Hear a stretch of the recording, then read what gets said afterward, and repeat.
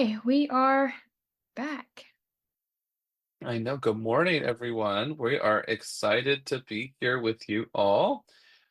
We are going to talk more about trauma, of course, because you know who you're listening to, hopefully, or you clicked on the wrong podcast. So just slide on out and find the. No, I'm just Oh, no, kidding. no, no, just stay. No, Just don't stay. stay. Stay. We want you to stay.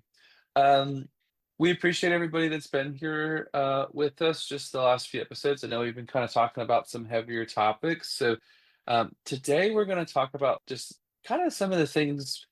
It's a real big buzzword, trauma informed care. I'm sure a lot of us have looked up maybe a nonprofit or a mental health organization or even a therapy practice, and you'll see this word like trauma informed, trauma informed, trauma informed. And so Tiffany, I think, had a great idea of like us breaking down what does that mean to be trauma informed at the program level. So Tiffany, I want to make sure you get a chance to uh, set the scene as well. Yeah. So setting the scene, my kind of thought process, since you've actually worked with recovery programs, I have not. Um, I just wanted to mention that when we talk about recovery, especially from a substance use or behavioral addiction perspective, it's impossible to ignore that role of trauma, both big T and little t trauma. Trauma doesn't just increase vulnerability to addiction and other unhealthy behaviors. It often drives the way that people are choosing to escape from things. Um, so I guess like I did have a lot of questions for you since you like I've worked some of these programs, have a lot of information on this program. So how do program creators or program runners or program facilitators work to create recovery spaces that don't just help people like stop using, but also help them support healing the pain that put them, I don't want to say put them, that like kind of led them there in the first place. So what do these trauma informed programs do to help support people with substance use? Is that I want to make sure I get the question From right. a I'm sorry. trauma informed, yeah, yes, but from Okay. a trauma informed lens, like what are like programs that you're like, these are great trauma informed lens programs, and these are like not so great trauma informed.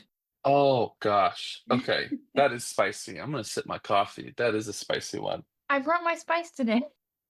I like it. We like spice. Just Skyline, not Gold Star. And if you like Gold Star, I'm Wait, sorry. I also came. those Wait, aren't you like Gold? spicy. I know, but I'm just saying I like Skyline spice better than Gold Star. You I, saying you like Gold? no, Okay. I I might was get like, shunned by Cincinnati, but I'm not. I don't like any of those chilies. Like if I want chili, I'm going to see, you Texas. gotta at least have a dog in the fight, Tiffany. You know what I mean? You gotta at least be involved with one of them. Where it's like it's like you gotta at least stake a claim. I mean, you don't They're really. in We my opinion, they're all too sugary and sweet. I prefer like Texas style chili, well, but that's fair, but that's my culture, so I'm irrational about it. But we're a trauma-informed podcast, so I'm not gonna actually flame you're you or not gonna go shame. at me. No, not today. Not today. Um, okay, but so this is tough. So I want to make sure I won't like say, oh, this one is bad, this one is good. But just maybe it'd be helpful just to pull from Samsha's trauma-informed approach. So they are an organization that a lot of counselors to organizations aspire. They do a lot of different resources, and so they set a lot of standards for care for mental health and substance use disorders. So I'm going to just list some of the core principles of trauma informed care: safety, trustworthiness and transparency, peer support, collaboration, empowerment, voice, cultural, historical, and gender issues are addressed actively. So I just want to maybe have that be the scene, but kind of talk about what that looks like, if that's okay with you, Tiffany. Like, safety is not just a physical safety. Okay, we have enough air in this building to not worry about a heat stroke. We aren't worried about the walls coming down. We're not worried about someone coming in and hurting us. But there's also emotional safety, and so one of the best examples, and I won't say where I worked, but I worked in organizations where not every staff member was being trauma informed. They weren't using person-centered language. They weren't maybe noticing that someone looks like they're having a panic attack. They didn't think, "Wow, this person's very angry. I wonder what's going on." They took it defensively, took it personally. And so that safety is for the clients, but also we need staff and, fellow healthcare workers to feel safe, to be trauma informed. Uh, there's some examples we can think about with like urgent care workers and nurses, and you have to have enough support. You have to be in a system that is safe and supportive to feel safe. I know I can go on a lot of tangents, but I thought maybe I'd just break some of this down a little bit. When we're talking about trustworthiness and transparency, it's just clarity. Speak to someone the way you want to be spoken to. Are you being talked over? No one wants that experience. That's not helpful. Is there honesty? Is there some discussion on something? The answer may still be one that someone may not like, but is there a discussion? Is it a respectful conversation? Are the voices of those with lived experiences included in the design of the program? Or is it just someone maybe not through those experiences and that feedback's not being included? Power differentials are addressed, and there's a goal of trying to collaborate as much as possible. Um, Maybe just the last two, just empowerment, giving options for choices, making sure that people have a say in their care, a say in the group even. I've led many groups. I would argue that all of them have gone better if my group has decided to help me lead which direction we go. We can still be in a curriculum, we can still be on a topic, but if something's going on for people in the room, maybe how they're seeing it, that will help create more engagement and make it more relevant. And that is way more neurodivergent affirming than just sticking to a script and not including everyone in the room. Last but certainly not least, talking about biases, just knowing, for example, when I'm leading substance use groups, I'm not in recovery. Addiction's impacted my family, but I am not in recovery. So I can't go in and say, "Oh, I've been where you've been. This is good." Like, I need to be aware of that, just about, hey, what's that like for someone who's not been through it to speak about something like this? How am I speaking about that? So I'm speaking for myself, but those are some things where when we're talking about trauma-informed programs to be on the lookout for. Mm-hmm. Feel like you just copy and paste in my notes. You got your notes ready? I was like, dang, this is all of my notes that I had. Um, that Oh, being well, I mean, said, you do this too as a therapist. I mean, one doesn't have to work at an organization to be working to make sure they're providing, trauma-informed care. mhm, yeah. I guess the other thing I kind of had to like kind of like pair in with that is some of those common trauma traps that occur in traditional recovery models. Um, so I don't want to like be uber critical, but also I do want to like point out some of these things just aren't great. Some of this there can be some shame-based language that occurs in some models. So like that you're clean or you're dirty or kind of wording that can, trigger trauma survivors. Some of that rigid abstinence only models that may dismiss the complex needs of individuals who like have co-occurring trauma that's like intermingled with those struggles. Um, some programs have a sheer lack of bodily awareness. They're talk only approaches, and it can be limited when trauma is stored somatically for some people. And then there are some programs that have a weird power dynamic. So, authority figures in recovery groups can unintentionally recreate trauma dynamics if they're not trauma informed with that power differential. Yeah, if you come in,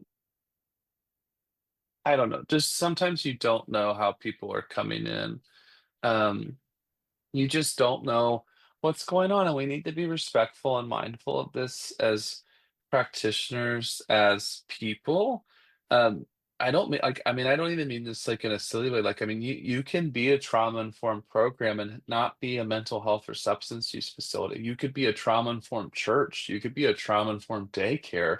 I mean, there's so many ways of like incorporating this. So I just want to make sure for those who maybe are listening and aren't maybe healthcare providers, like there's lots of ways to do this or aren't therapists. I mean, I mean, I know, Tiffany, for a fact that you and I both have met with many, many clients and we have heard about their healthcare trauma. And we've done different episodes to talk about healthcare trauma. And I think if we were to look at some of the things that we've heard about, there are issues with safety, with transparency, with collaboration, with feeling empowered, with addressing some of those issues. And so, um, I don't know. I don't think this is something that even has to be a negative thing. And I know maybe there's people out there that think this is DEI or, attacking or not relevant. But I just want to say, trauma informed is what allows so many of our veterans to engage with healthcare systems. I mean, trauma informed, we've talked about this before. Uh, is knowing not to ask somebody very offensive questions. And, I won't go into what all those are, but that's being trauma informed, knowing what to say, knowing that someone who just had a panic attack maybe doesn't want you to come up and hug them. Maybe they don't want to be touched. Uh, there's just so much. I think there's just so much. So I don't think this has to be a negative thing because you have to have a lot of privilege to not see, I think, why this is important. And I really mean that honestly, of like why we're being trauma informed. Maybe to throw out to some of those who would maybe challenge, trauma informed does not mean if someone has trauma that they aren't impacted, they don't have to live by the rules of society, still engage with systems. It just means, hey, where you can accommodate, accommodate. It costs almost nothing to just accommodate and try to include someone in the system, try to make those better outcomes. It will take a little more time on the front end, but if someone's not getting escalated, somebody's not having a crisis, you're going to end up saving time and you're going to help that person more. And I want to share it from an altruistic perspective, but also from a whatever outcome you're measuring, I almost would guarantee you will come out ahead by working to be more trauma informed than not. Hmm. Yeah, making sure that you're just grounding yourself in those trauma informed lens techniques. Yeah. Um, so one thing, is just more on the provider organization side, it's just, we need training, we need support. So there has to be training to have some of these conversations. We need to know what is going on for people. We need to know uh, how to be on the lookout. The world changes very quickly. We Hmm. won't get into all the things twirling in the world as we record this, but there's a lot of things going on politically. There's a lot of things going on where we live in Cincinnati. Uh, there's a lot. So just education and support, but also we need each other. We're not meant to do this by ourselves. So, if you're a police officer, if you're a nurse in an ER emergency room, if you're a counselor, we are not meant to go through this on our own. We need support. We need that vent person. We need that support person of like work's been hard um, in every field, but certainly ones where it's more intense and we're getting exposed to trauma. Yes, I think that's the biggest thing that I try to remind anyone and everyone that will listen is that, like, we aren't a species that was intended to do everything independently. We are a Mhm. communal species, and the more community you have, the easier it's going to be to deal with some of these difficult things. Hmm. So, on that note, one of the recovery programs that I found that I was curious, I don't know if you're familiar with this one, is Nikki Meyer's Yoga 12-step recovery program. No, I don't want to lie. No, I'm not as familiar. Okay, so I'm not an expert on that.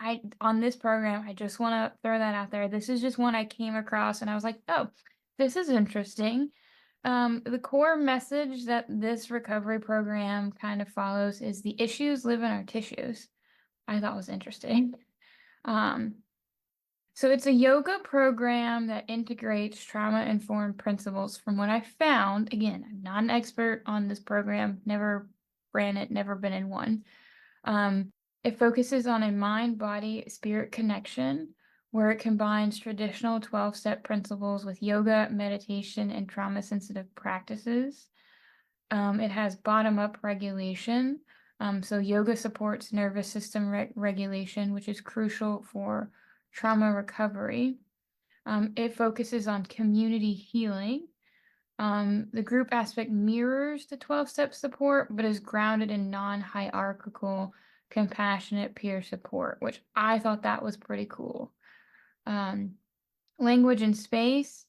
The yoga 12-step facilitators are trained to avoid triggering language, which allows for modification in movement and provides choices throughout, which honors autonomy and combats powerlessness in those group meetings.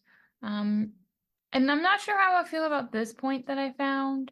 Um, but it says that it's polyvagal informed, which just means that it emphasizes how yoga and breath work tone the vagal nerve and shift individuals into a ventral vagal state. Um, that one is still something I'm exploring, and I'm like curious about all this vagal nerve stuff, but I am no expert. I do not want to say it works or it doesn't work, but that I found was an interesting point of that Yeah, program. I mean, in general, that's nervous system informed. Like everyone has a different nervous system. I think we were just talking about this off mic before we started recording. I was like, I think we just have to, and maybe I know I'm changing because I work with so many veterans, but like I'm working with like the VA and things, and it's like once you see the data driven approach, and I am a data nerd, it's like we just need more data and evidence. And so maybe that's just like I gotta get with some of my counselor friends and we need to do some research studies and get some data because I believe in the work. It's just I think right now it's hard that we just don't have the same data. And I think the challenge is like some might say, oh, we don't need that data. That's an archaic system and other but it's like I just so I feel kind of caught in the middle if I'm being honest. Like I hear and I've seen the value. I've personally benefited from using some of those modalities for myself. And also like maybe we just need some better ways of being nuanced about it, of like, what's the first line treatment? What is the first go-to? Then what is this? Just kind of like if you remember Tiffany when we were in school, like, okay, you start with this and then try this. It's like I think sometimes the order of operations is where I see therapy as a very wide net of how people approach some things beyond the safety screening intake. I think we're all pretty much on the same page about that. Yeah, and then that's kind of why I was like, major disclaimer around the vagal nerve. Like I know, again, not an expert on it, but I know some people use it in therapeutic practices, and then like, goodness, you Google vagal nerve, and all these I don't even know if you devices pop up, and I was like, I haven't really taken the time to dive into this, and I don't want to say that it doesn't work because I can imagine some people feel it probably does do wonders for them, but I do also wonder like where is that line of like this is helpful for some people and this is becoming like a therapeutic gimmick that some companies are playing off of. Yeah. And yeah, I do think we have to watch out for what's a gimmick and what's hate to say but just what's evidence, what's data driven, what's Mhm. really getting to the importance of some things. Yeah. Soapbox for later. Yeah. Ah, I don't know if you have any other points on that. No, I think this is a lighter discussion. I think today it's something that I know we're all interested in and something where I think it's got different angles we could approach, but in general, I do appreciate everybody just letting us have some of this dialogue today. Hmm. Yeah, I did have two questions for you since you know, more Of familiar with these course. groups. If someone has tried recovery in the past and it didn't stick or it didn't work, what would be a way for them to consider, like, either a different program or, like, potentially not fall into that self-blame of, like, "It didn't work because I didn't make it work," thought pattern, which I've seen sometimes. Um, it's a great question, Tiffany. I would say talk to people you feel like you can legitimately trust that have good intentions for you. Maybe that's a sponsor, maybe it's a family member, maybe it's a friend. I would say there are programs that are better than others. We all know that. But like, I will also say, if you connect with the counselor, you are in a place where maybe you're more open. Like, there's so many factors, and so I guess don't let some of the treatment failures or program failures or counselor failures dictate your life, and sometimes I'll talk to people about like when you shoot yourself in the foot, it isn't shooting me in the foot, even if you're mad at me, it's just shooting you in the foot, even though it can feel cathartic sometimes to do that. Um, and I have to speak to probably some people who are involved in the justice system. There is less autonomy and choice sometimes. And so in those situations, it's like, okay, like what can I get out of this? What can I manage or deal with? Yeah. Sounds like making sure that we are just focusing in on that safety and connection rather than, like, a potential system that's not working for you. Yeah, I think it's just it's hard to listen. It's hard to know um it's hard to know what is the thing and also know what is the place to come from. And I would just maybe, as someone who can at times buy their own bullshit and does that, just see if you can check yourself. I don't mean to be crass, but I can spin myself a tale about why I need to go on Amazon today and buy something, even though I don't. But I can spin myself a tale and really believe it. And that's hard, and sometimes we think we're convincing other people, but we're not. So yeah, I don't want to pretend to have all the answers to that one, but just knowing that it's hard to maybe find some of those options sometimes for people. Yeah. I guess the only thing I have left that I want to just mention is healing itself isn't just about the sobriety. It's about feeling yourself again, and focusing on what helps you feel safe and connected during that process. That's beautiful. Yeah. Any last minute comments from you, Eric? No, I don't think so. I tried to not go too far off the rails like I can be known to do. So I even tried not to come with too much coffee. We always need coffee though. But it was pleasure being here with you guys. We hope to hear from you soon. You can follow us on Spotify and other major listening platforms. And of course, you can always hit us up on our Patreon.